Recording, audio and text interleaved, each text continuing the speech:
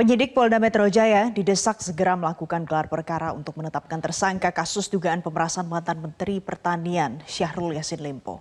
Koordinator Masyarakat Anti Korupsi Indonesia atau MAKI, Boyamin Saiman geram dengan tingkah Ketua Komisi Pemberantasan Korupsi Firly Bahuri yang tidak menghormati hukum.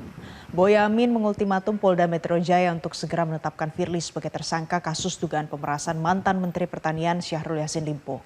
Selain itu, Boyamin berencana melayangkan gugatan pra-peradilan apabila penyidik tidak menetapkan tersangka paling lambat pada pekan depan.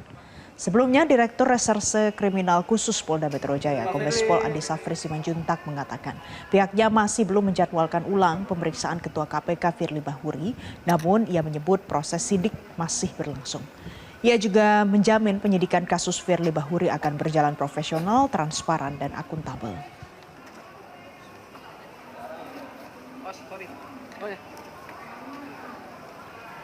Oke.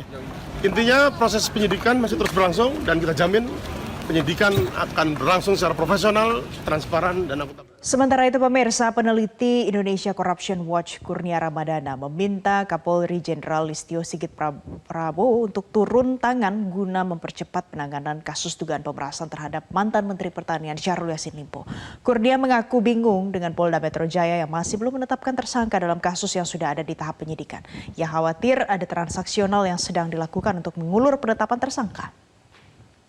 Itu tidak dibutuhkan. Kenapa? Karena justru menimbulkan potensi konflik kepentingan.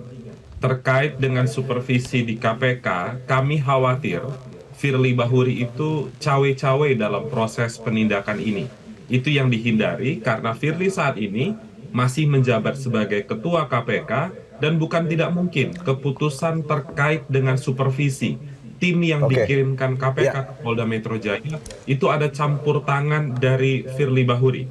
Maka dari itu kami mendorong sebenarnya agar Kapolri memberikan tenggat waktu kepada Polda Metro Jaya. Misalnya, jika dalam 7 hari ke depan tidak ada penetapan tersangka, maka proses penegakan hukum terkait dengan pengusutan pemerasan dan pertemuan dengan pihak berperkara itu diambil alih oleh Bareskrim Polri.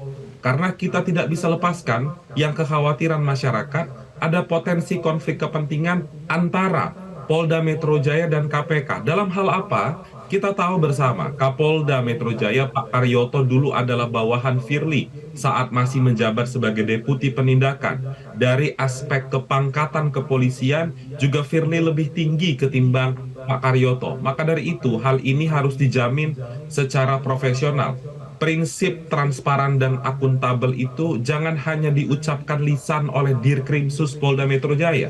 Karena selama ini kita tidak melihat ada percepatan proses penegakan hukum.